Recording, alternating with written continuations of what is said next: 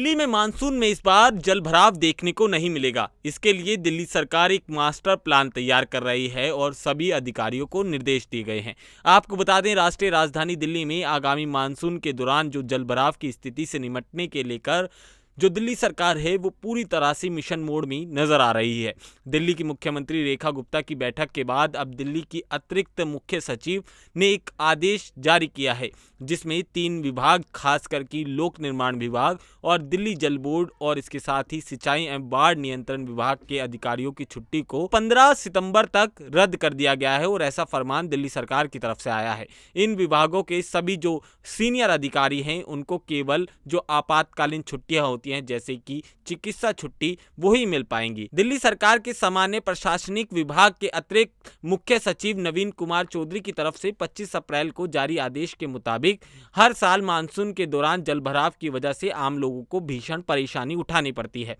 सड़कों की स्थिति खराब होने से लेकर बाढ़ जैसे हालात पैदा हो जाते हैं, जिसकी वजह से लोग खासा परेशान हो जाते हैं। इन सभी के मद्देनजर सभी कार्यों में बहुत ही तेजी के साथ युद्ध स्तर पर पूरा करने के लिए दिल्ली सरकार तैयार है। आपको बता दें, इनमें नालों की सफाई से लेकर उनको सुधारने के लिए दिल्ली सरकार कमर कस चुकी है। इसके साथ ही दिल्ली की सड़कों पर जो मलबा पड़ा है उसे सुधारने के लिए भी दिल्ली सरकार योजनाएं तैयार कर रही है। वहीं दिल्ली के पीडब्ल्यूडी मंत्री परवेज सिंह वर्मा ने दिल्ली की ट्रैफिक व्यवस्था को सुधारने के लिए पीडब्ल्यूडी, ट्रैफिक पुलिस और इसके साथ ही विशेषज्ञों की संयुक्त टीम का गठन किया गया है। इस कमेटी का उद्देश्य है कि लंबे समय तक इस जाम की स्थिति से निपटा जाए और इसके साथ ही एक जटिल समाधान निकाला जाए। मंत्री परवेश वर्मा की बात की जाए तो उनकी अध्यक्षता में हुई बैठक में 538 जो प्रमुख स्थान हैं उनकी पहचान की गई, जिन पर ट्रैफिक सुधार की आवश्यकता है। कमेटी हर महीने प्रमुख पॉइंट्स जो हैं उनकी समीक्षा कर अपनी सिफारिश देगी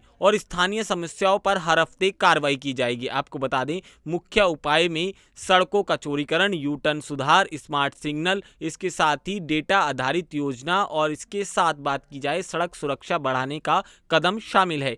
अगली बैठक इसकी 15 मई को होनी है। इसके साथ ही छतरपुर से फरीदाबाद तक जो माड़ी रोड है उसे चौड़ा किया जाएगा। इसकी जिम्मेदारी NHAI को सौंपी गई है। पीडब्ल्यूडी मंत्री जो परवेश वर्मा हैं, उन्होंने शुक्रवार को इसकी घोषणा करते हुए बताया कि करीब 8.8 किलोमीटर लंबी ये सड़क अब NHAI के जरिए विकसित की जाएगी। ये सड़क छतरपुर मेट्रो स्टेशन से शुरू होकर फरीदाबाद रोड तक जाती है और गुरुग्राम छतरपुर के बीच रोजाना सफर करने वाले जो लोग हैं उनके लिए अहम साबित होगी। इलाके में जाम की जो गंभीर समस्या है उसको देखते हुए फ्लाईओवर निर्माण की संभावनाएं भी तलाशी जा रही हैं और इसके साथ ही सड़कों का जो चौड़ीकरण है उस पर भी खासा ध्यान रखा जा रहा है।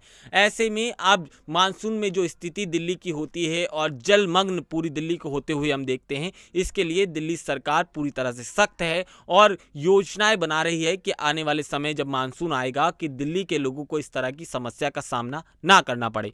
अब देखना होगा दिल्ली सरकार की ये पहले कितनी कारगर साबित होती हैं, ये तो आने वाला मानसून बताएगा, मगर दिल्ली सरकार जिस तरह से काम कर रही है वो अपने आप में हैरत अंगेज है।